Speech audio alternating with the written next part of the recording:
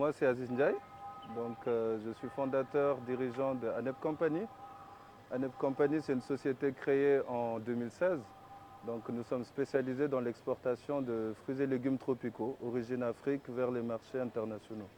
À la base, j'ai toujours voulu faire l'entrepreneuriat comme, comme métier de telle manière à avoir un lien avec mon continent, mon pays d'origine, le Sénégal. ANEP a été créé quand j'ai eu l'idée de vouloir exporter de la mangue sénégalaise vers les marchés européens parce que j'avais constaté les prix qui étaient très onéreux dans les supermarchés en Europe. De la mangue, le kilo était autour de 5 euros la pièce. On parle de la pièce. Et alors qu'au pays, comme on dit, la mangue, quasiment, ça pousse naturellement et ça tombe aussi, c'est toujours voilà, accessible. Alors que oui, en Europe, c'est perçu comme un produit de luxe. Ce n'est pas permis à tout le monde d'acheter des fruits exotiques. Donc, et là, je me suis dit quand même, il y a quelque chose à faire, il y a de la matière à valoriser. Et c'est de là est partie l'exportation de la mangue sénégalaise. Sénégal parce que c'est mon pays d'origine. Et j'ai commencé à exporter en Suisse, donc mon pays de résidence. Et c'est de là que j'ai commencé l'exportation après sur différents pays européens, comme la Hollande, l'Allemagne, l'Espagne, même la Pologne. J'avais déjà fait de l'exportation de textiles de l'Allemagne vers le Sénégal. Ça n'avait pas marché, c'était une de mes premières mauvaises expériences, on va dire, entrepreneuriales. Mais ça ne m'a jamais découragé. J'ai toujours voulu faire de l'entrepreneuriat en soi. Donc comment ça s'est passé je me suis beaucoup documenté déjà sur l'aspect réglementaire avant tout, création de société.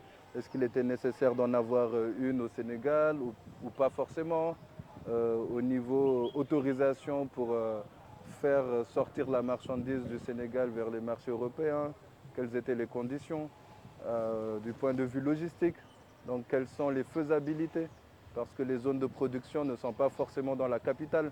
Donc comment échanger avec les fournisseurs pour obtenir les produits, voilà, jusqu'à destination. Ça a été beaucoup de documentation, beaucoup de recherches aussi, beaucoup d'échanges avec les acteurs.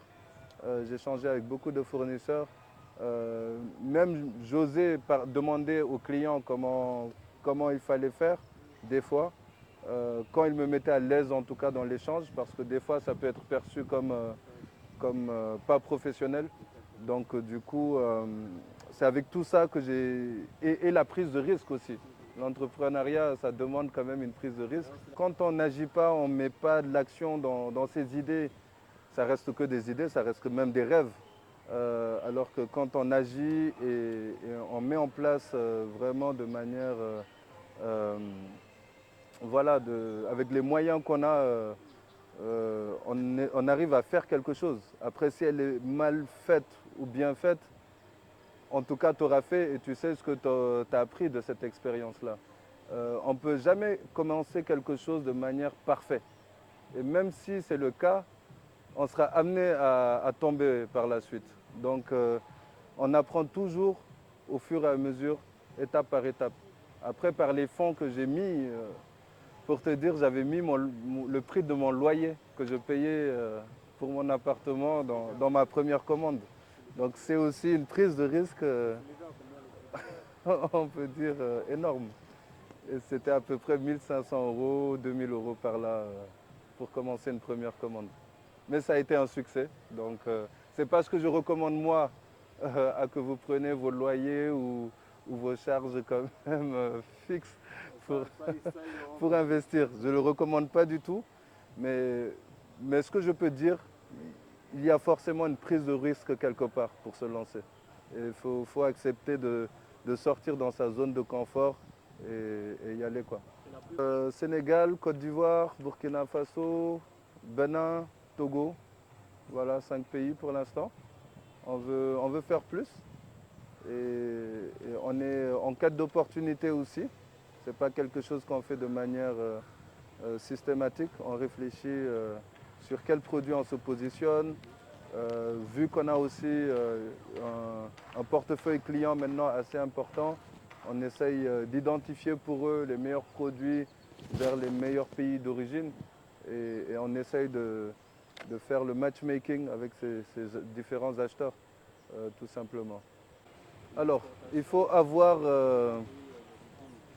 déjà, on va dire, faire une étude du marché, savoir ce que le client a besoin, identifier ses besoins et par rapport à ses besoins, aller voir quels sont les produits qui sont disponibles selon chaque origine.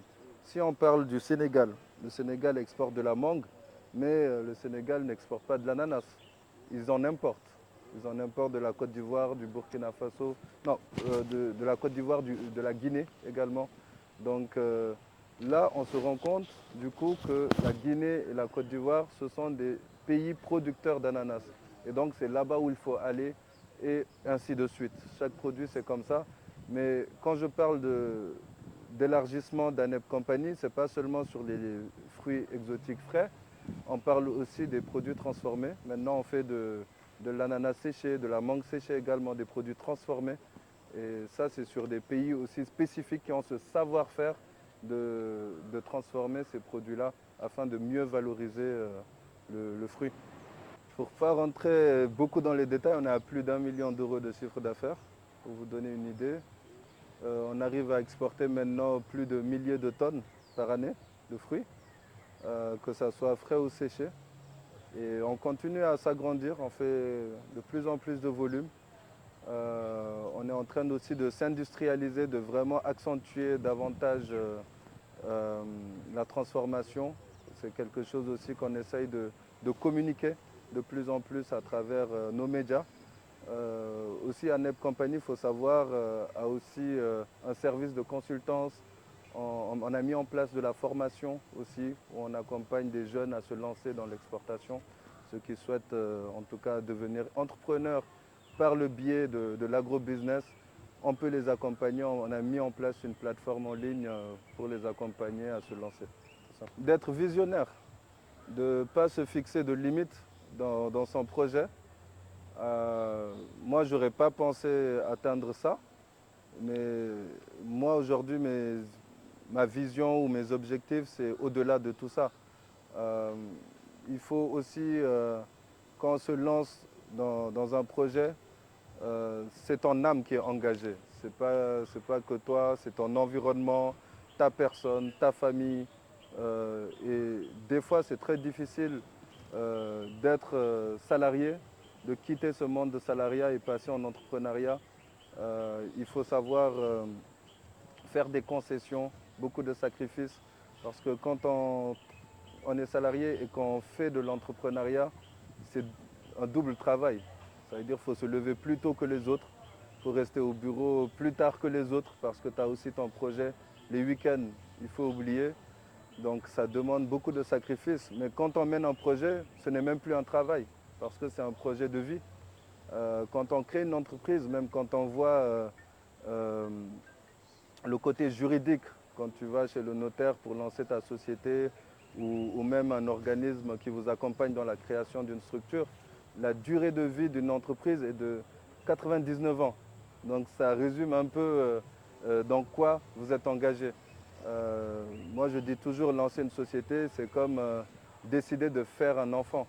Il vous suit jusqu'au bout, même après la mort, une société continue de vivre. C'est une personne morale quand même.